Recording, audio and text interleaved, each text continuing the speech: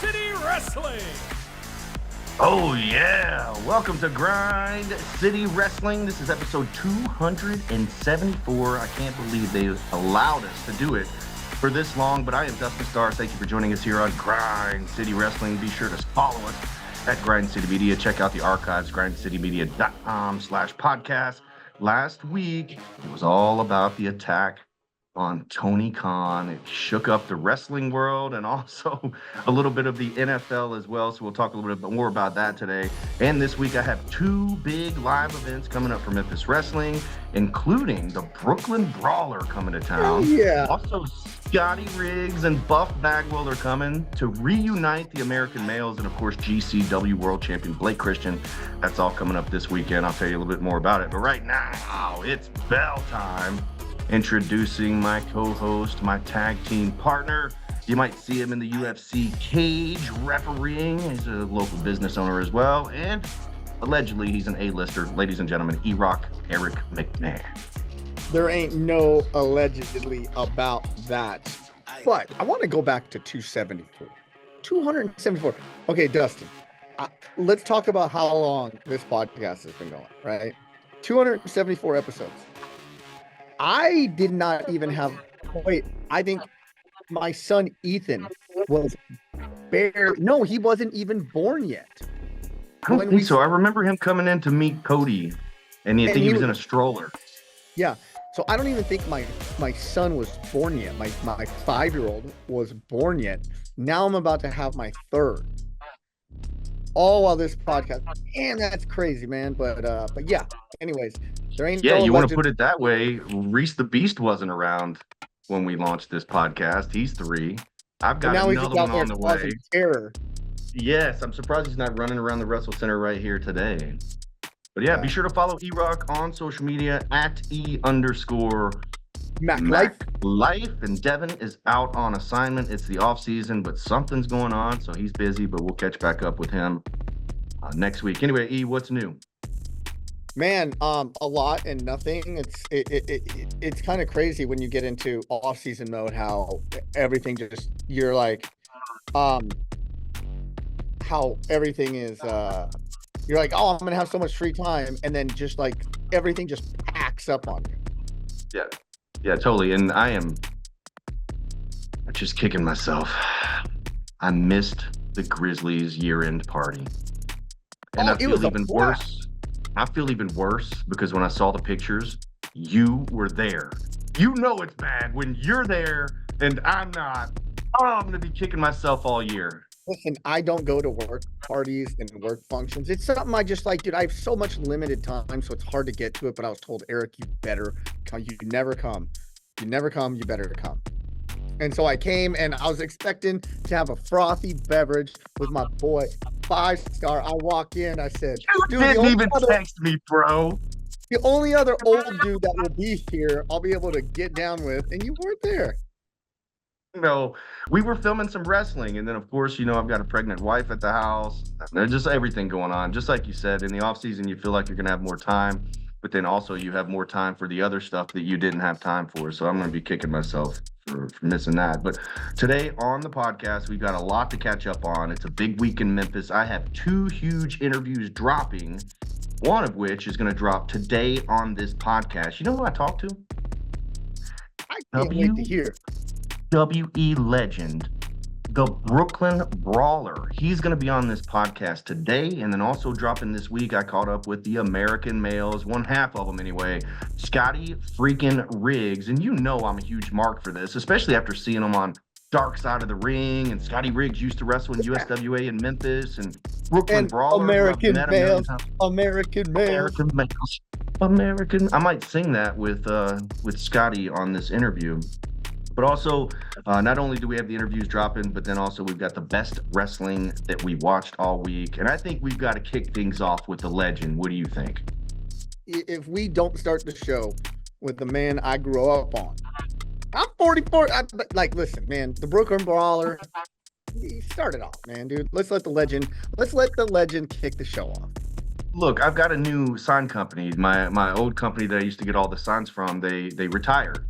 So I have a new sign company, and we were talking about Brooklyn Brawler, the guy that was taking the order or running the cart or whatever, he didn't know who he was. He was in his 20s. And I looked over at Mr. Gary, who is probably in his 50s. Mr. Gary, you know who Brooklyn Brawler is? He goes, oh, hell yeah. Are you kidding me? So I'm like, you got to span across all the genres of wrestling. And this is right up me and your alley because Brooklyn Brawler was on TV every single week growing up and wrestled all the best. Cigar. Yeah. His little cigar, his ripped Yankees shirt. Just wait. Brooklyn Brawler is in rare form. Brawler coming up next. Sunday, May 5th, WWE legend Brooklyn Brawler is coming to Memphis Wrestling. Meet Brawler at our VIP experience and reserve your seat today at memphiswrestling.tv. And joining me at this time is the one and only WWE legend, the Brooklyn Brawler. What's up, Brawler? How's it going, Dustin? You don't know how much I'm fired up for May 5th. It's coming up. It's the event that people can't miss. I can tell you right now, with Brooklyn Brawler, Kim Chi, Abe Knuckleball Swartz, Doink the Clown, 4 characters, 32 years in WWE and WWF. Legendary. Bring your encyclopedias because I'm in there 5 times. 5 times. Bring every bit of memorabilia, bring my action figure, bring everything. This is one event that no one should miss. That's right. It's coming up this Sunday live at the Wrestle Center. That's 3296 Winbrook Drive. You can save $5 off your tickets if you use the code word Brawler at checkout. There's a big meet and greet coming up from 12:30 to 1:30. Also, you're going to take part in our television taping.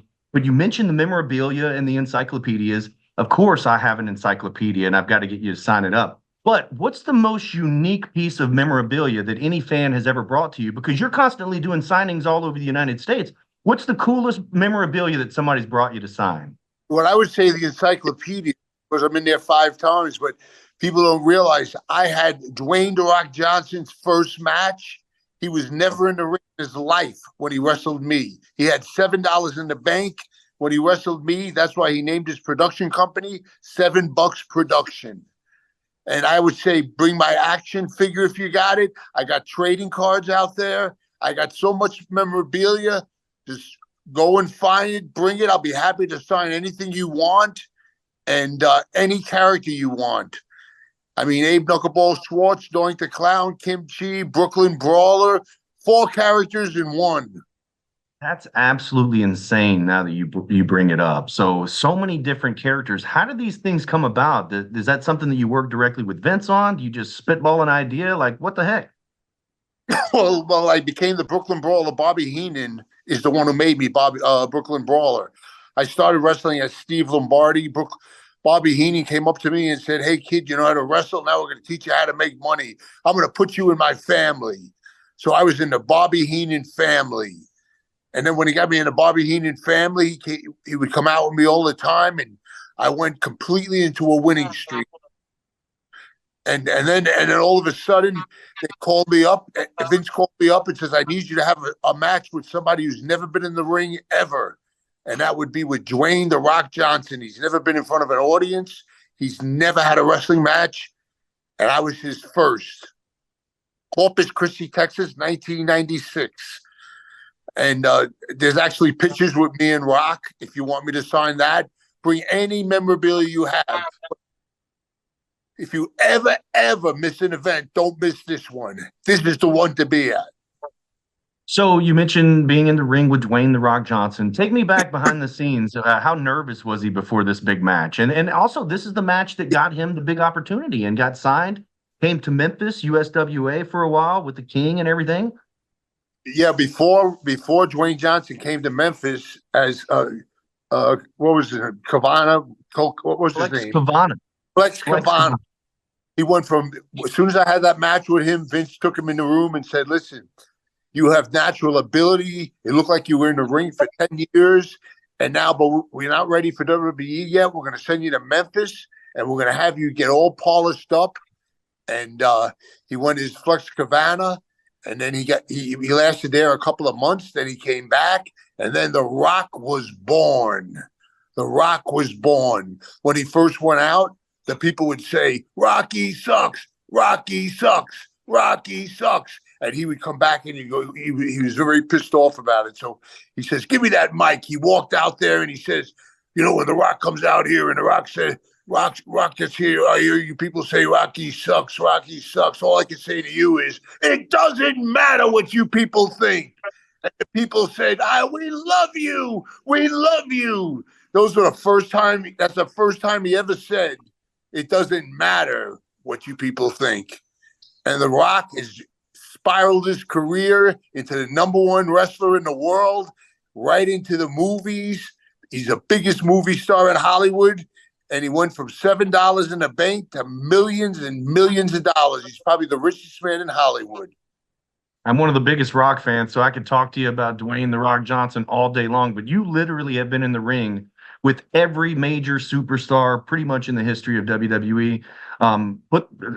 You talked about The Rock. What are the other favorite matches that you've had that's catapulted somebody's career? Or I know they're the one with Triple H where you beat Triple H. That one's great. Tell me a couple of your favorite ones that you've been in the ring with. Well, Bret Hart, when he first came in, it was Cincinnati Gardens.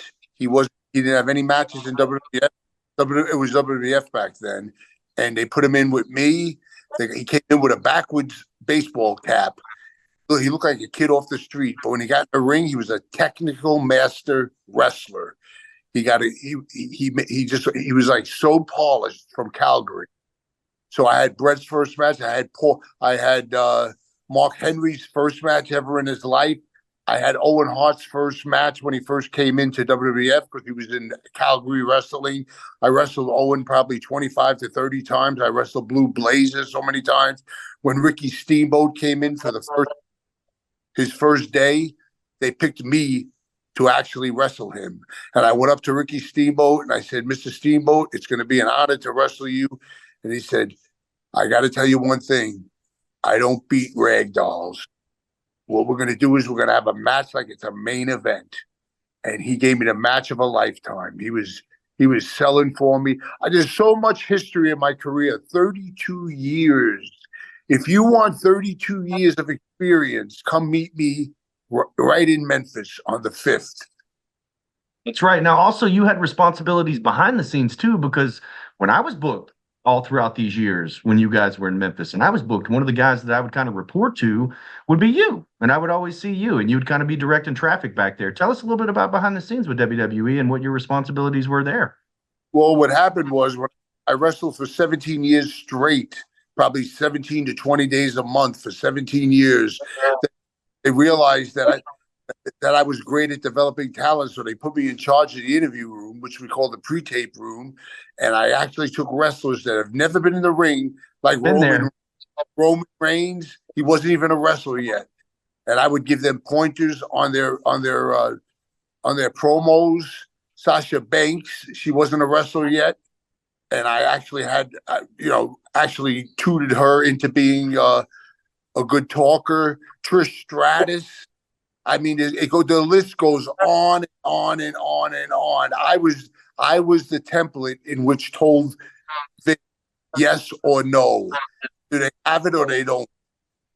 And I would tape it. And if I felt that they really had potential, I'd tape right into Vince's room, and he would look at it, and he would hire them on the spot if they did a good job in the interview room. And I did that for 15 years and still wrestled on the side. Actually, when I beat Triple H, I was actually working in the interview room, and they chose me to wrestle Triple H in a handicap match with Kai and and Triple H. And I'm sure you've seen that match. You're a wrestling fanatic. You're a total wrestling fanatic. But I'm telling you, if you want a piece of history, if you want to have a show of a lifetime, tell your friends to tell their friends and tell everybody in Memphis, because I'm getting nothing but messages that saying, are you really coming to Memphis? I'm coming to Memphis, and I'm gonna have every picture that I have. Bring your memorabilia, bring anything you want. Ask me any question that you want, because I got stories that will go on and on. I can't wait. It's coming up this Sunday. Brooklyn Brawler will be in the house with Memphis Wrestling at the Memphis Wrestling Wrestle Center, 12:30 to 1:30 is VIP. We ring the bell at 1:30. And we have 3 television tapings, including WWE legend Brooklyn Brawler. Is there any last last words that you want to send out to the fans of Memphis before you get here? All I'm going to say is Memphis is a place that I have never did a signing before. This is going to be the first time ever in Memphis where I did a signing. So I am privileged to come on May 5th. So meet me and actually meet 4 identities in one, and bring everything that you have and tell your friends and tell your friends to tell their friends and come down there, because May 5th is going to be a day that you will never, ever forget. Welcome back to Grind City Wrestling. I could listen to Brooklyn Brawler talk about The Rock literally all day. $7. I mentioned it on the pod. Downtown Bruno. Been to his house. He's got a big frame on the wall with a $5 bill and 2 ones, and it's a big picture of The Rock. He literally kind of went on tour thanking everybody when he hit it big, and the $7 was all he had in his pocket when he got to Memphis. How crazy. Man, it tells you when somebody has the dream and they're willing to go all in. That's what a lot of people don't understand. And I love hearing stuff like this, because what a lot of people don't understand, you can't be half in and be successful. You just can't, right? I'm not half in on anything I do, right? Especially on something that how I provide for my family or provide for my future. It's like, you got to jump in both feet. You got to go all in, man. You got to bet on yourself. And so when people look at you with your wrestling company, or me with my companies and what I do, get into the UFC and this, that, and the other, and I'm like, I'm fortunate to be where I'm at, but it ain't by luck. I'll tell you that. I had lucky little breaks, but I recognized the breaks and I went all in. And I didn't get those extra couple hours sleep because I was tired, or I didn't do that. Right. And that's just, people drive me crazy. And so I love hearing stories like that reinforce what we already know. And Brawler was there through it all, man. He was there until just recently. You talk about going all in. I mean, I had to pay for television at first when we kicked that thing off. Who do you think had to pay for that? You know what I mean? Yeah. Grinding that out to get to where we are now. And then also having a wrestle center, 6,000 square feet that we could do our stuff in. And then the real kicker for me going all in was buying the truck and buying the 20-foot trailer. Because then Maria's like, what are you doing? We're all in. Like, you know, being a business owner, like, there's months and months and months that I don't get a paycheck. That's true. That's true too. Yeah, absolutely. 2 years that I put money in, didn't take any money out while I'm working day and night. And then people will be like, oh, it must be nice.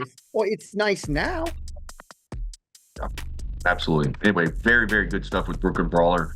Scotty Riggs interview is going to be dropping here probably in the next day or so. Talk a lot about USWA, Brian Christopher, Doug Gilbert, the idiocy that he called himself. It was the idiocy of Memphis wrestling when he was here. But anyway, let's talk about the best wrestling that we watched all week. E-Rock, you're up. Did you watch any wrestling this week? Yeah, I did watch some wrestling, and nothing like overly like. So, one, did you see like SmackDown had its lowest numbers in like a long time? Oh, I didn't see that. I actually have that on my list here, is the NFL draft and the WWE draft. That's the best wrestling that I watched all week. I thought it was done. Okay, well, don't get me wrong. Yeah, it did. It had its lowest ratings in a long time. It was still over 2 million, though, by the way. I was going to say, what was that, 2 mil? Yeah. But, man, dude, I this week I've caught up on my Dark Side of the Ring. I had 2 episodes to watch. And you already know what a huge fan guy I am. So getting to watch his episode was awesome. But the even better one was Sherry Martel. Oh yeah, I watched both. Actually, I watched both of those this week. And that Sherry Martel, Dark Side of the Ring, is awesome, sad, all the above. Like, one, I don't know. I have a lot of personal feelings on it being a father, and it deplorable on one set, but yet on the other hand, it's like, you know, we talk about all in. Now there's all in at expense of what? That's crazy to me. But did it though. They all did it. Stone Cold Steve Austin talks about the guilt that he had just missing his kids grow up and everything. So all of them did it. But to hear at 3 months old and left to him. hear a woman, a mom, left her child at 3 months to go chase the dream. And this is after she made a decision that she was going to get married and have a family and do all that kind of stuff. And then boom. Yeah, I just don't think that I've ever heard a story quite like that. We hear about the men being away and all that kind of stuff, but having a mom go chase the dream. Also, man, after 3 months, gosh, kudos to her to be in shape to go do something like that after 3 months after having a baby. Yeah, You know what I'm saying? dude. Yeah, like it's crazy, but you know, there's no denying that how much of an impact she had on business and how much I hated her. I hated her. But at the same time, she may have the best rendition of Sexy Boy of all time. Yes, and I met Miss Sensational Sherry Martel at the Mid-South Coliseum when I was doing a wrestling event there, and I've got a Sherry Martel story. Let's It's hear it. very short, very sweet. If you could undress somebody with your eyes, she looked up and down at me like, your boy was like, I think Sherry Martel had the hots for me there for a second. Oh man, I wasn't expecting And that. she may or may not have told me so. Come on, man, shoot! Like, let's go. This isn't not. We're That not was talking smack basically about it. That was basically it. That was basically it. When we met, it was just like a little flirtatious, and I was shocked at that point because, you know, like, I'm totally marking out. Are you kidding me? This had to be. How old was young Dustin Starr at the time? I had to be like 18, 19. Yeah, so I was a young It was in the adult. Mid-South Coliseum. It had to be a long time ago. It was a long time ago. It was like it was just before they closed it down. So I didn't know we were going to get into this, or I would have been able to get the date and all that kind of stuff. But that's just like kind of boyhood bragging or whatever. Like, man, like, she kind of hit on me. It's like, yes. Hey, Dustin, all right, hold on. Let's take you down a peg. She was probably high out of her mind. Yes, totally. No, man. Totally. Dude, that's a great story, though. I don't have It's one of those. just, it's a fun story. It's like Luna Vachon when she hugged me, she purred in my ear. And I was you like, told me. whoa, that was really cool. All right, so did And you what say what your business best wrestling of the you week was? Huh? Did you say what your best wrestling of the week was? The Sherry Martel, Dark Side. Okay, there you go. All But right. I do want to talk about Sandman because, like, you know, the inspiration that has had on my career. And peek behind the curtains, man. Like, I do a lot with the Grizzlies, and I take a lot of entrances that we do in our entertainment, base it off of Sandman, because there is no better entrance in the history of the world than One Night Stand, ECW One Night Stand, and Sandman coming out of the crowd. Now, he came out of the crowd all the time, but the way that one was shot and produced, it was hands down the best of all time. And to hear that he came up with coming through the crowd because he was running late because he was across the street at the bar and his music was playing, so he just walked through the front door and down to the stands was amazing. I bet you didn't ever hear the psychology behind the Sandman entrance too, right? Because he was sitting there talking about it, and he's like, I don't want everybody to see me at once. I want one or two people to see me, so that way they're all like, oh, look, he's over there. Where is he? He's over there. And then by the 15, 20-second mark, then the reveal and everybody sees him, and then there's the pop, and then there's the beer, and then there's the chugging and getting there. But like, he had a whole thing, the whole psychology of, I only want a couple people to see me, and then they're all looking for me. And then by the time it's there, boom. I had never heard that, but I had noticed it the way that, like, even WWE shot it on One Night Stand, is that the camera is panning, like, looking for him, right? And you see the people like looking the direction, so the camera builds excitement. He builds excitement. Well, Where is he? Whoa, there he is. We've done that with I produced that for Super Grizz here at the Grizzlies. Dustin, you've been part of it where he would just be standing underneath the stage and he'd make the walk down. But I specifically, when I was producing that, I was telling the camera operators, we need to be searching the audience for him, and then finally you pan by him, and then you pan back. And of course, Super Grizz has Inner Sandman. I wonder how that happened. Right. Okay, best wrestling that I watched all week. I'm going to stick to it. I'm going to say the WWE draft and the NFL draft.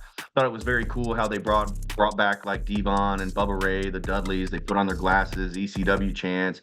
You had JBL there with Ron Simmons. We got a damn in there, and I just kind of like it how they bring other folks back to do the draft, just like the NFL. Speaking of the NFL draft, you know why that's on the list? We've all heard the promo.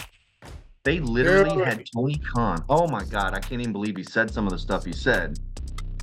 Why not talk about what you love instead of talking about what you hate?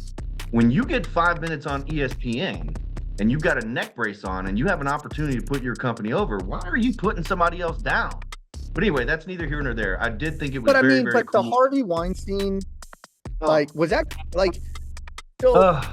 Did it make me pop? It made me pop for all the wrong reasons. Yeah, right? You're because here's the thing.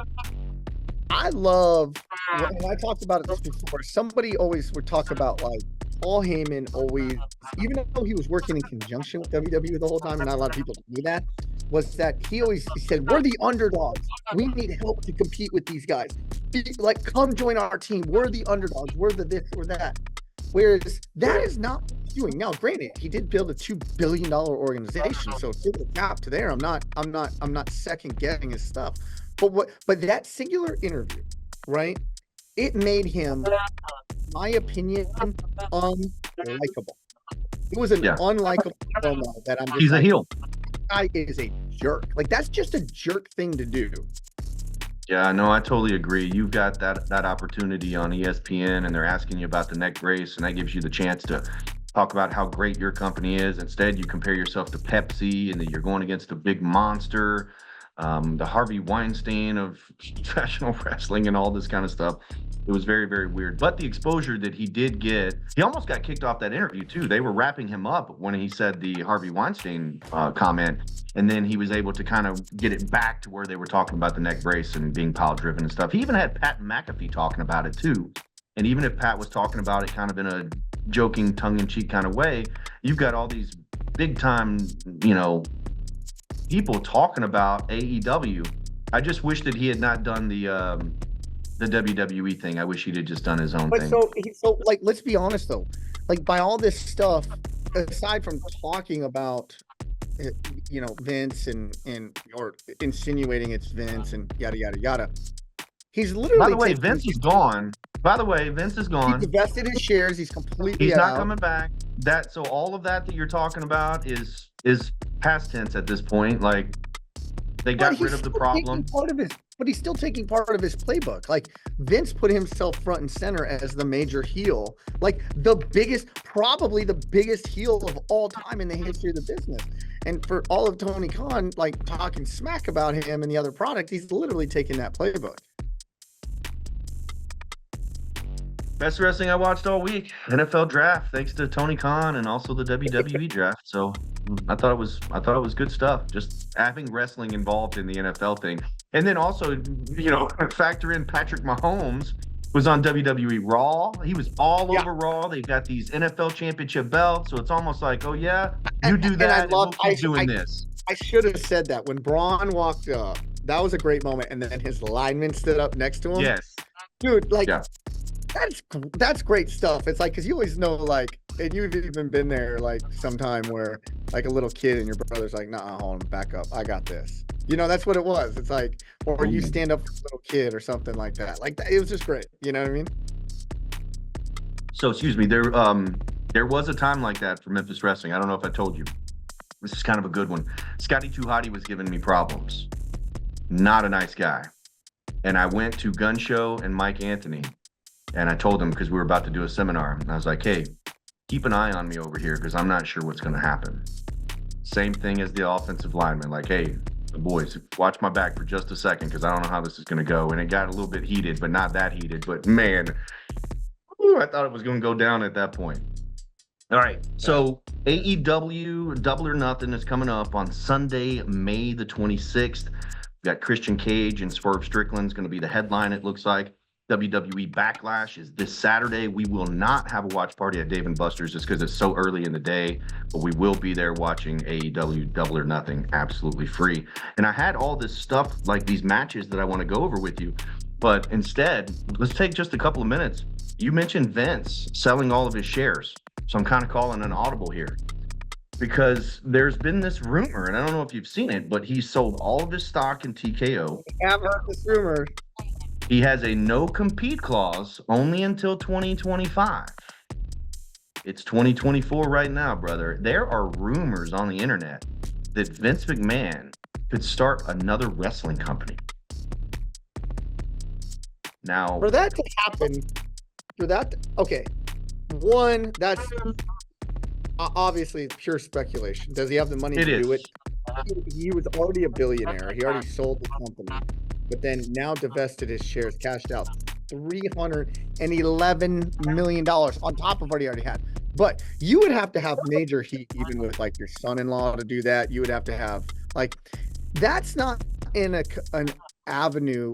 That's a hard avenue to compete at that point. Like now that they've gone to net, he brokered the Netflix deal. He brokered all these things, and he was so good. Now he would put that product so impossible to compete with because of how good he did doing that.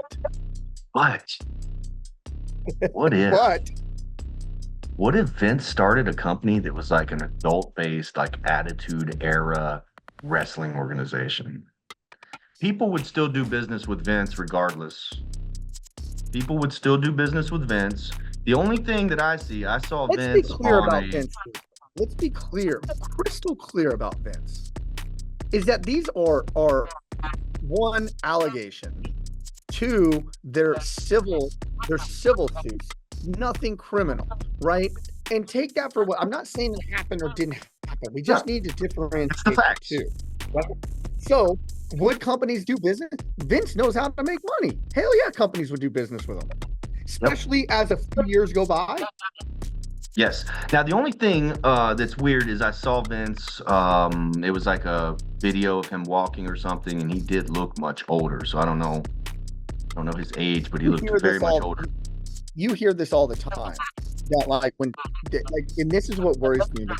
He's still on the Mount Rushmore. Right? I don't care what anybody says, right? Is that when you take something, he obviously loved this. I mean, I don't want to say anybody's got to feel sorry for Vince, but imagine taking the product that you built, and he denies the allegation, right?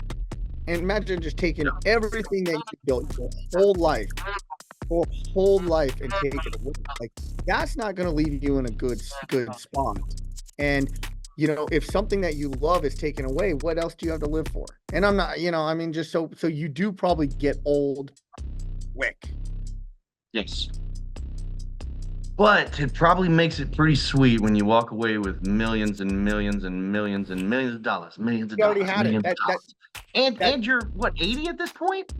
He already had that. The money is insignificant. He was forced to divest, right? And so no, the money is insignificant. It means nothing to him. He was already a billionaire. $311 million. It's crazy to say, meant nothing to him. For what it's worth, it looks like Nick Khan has put his TKO shares up for sale as well. Doesn't look like he's pending a move, but anytime you put all your stock up for sale like that, people are raising their eyebrows about what's going on with Nick Khan. Anyways, that is a rumor that's been going on out there. Can you imagine if he did start his own wrestling company? That would be absolutely insane. Anyway, we have a huge weekend coming up this Friday and Saturday on Action News 5+. You can watch a brand new Memphis Wrestling, The Path to Destruction. The Gun Show looks to dismantle the Righteous Path coming up. Also, we're live on Friday. We're live on Sunday. There's so much going on. Buff Bagwell is going to be back in the house. Check this out. Sunday, May 5th, the American Males are coming to Memphis Wrestling. Buff Daddy is coming back to Memphis this Sunday. And guess what? I'm not coming alone. This time I'm bringing my great friend Scotty Riggs as we unite the American Males. See you in Memphis this Sunday.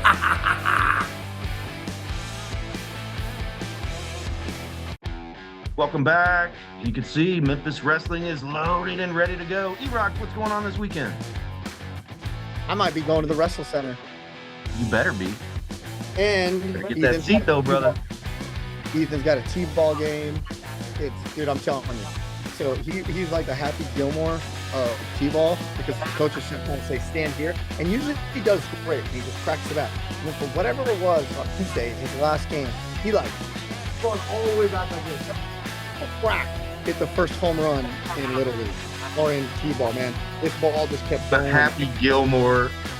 Dude. And all the parents were like, "Oh my God," you know, and I was just like, usually you're supposed to stop at first base, but the other team, the coaches were like, go two. So I was just, when Ethan hit that ball, I was like, Ethan, just keep running, Keep buddy. going, buddy. Hey, listen up. You want to make this competitive T-ball? You ain't gonna outcompete me, Ethan. Hey, go twice around them just to prove a point. All right, lots going on this weekend, man. I'm looking forward to it, and we'll see you right back here next week on Grind City Wrestling. I'm Dustin Starr, Easy Rock Eric McMahon. So long, everybody.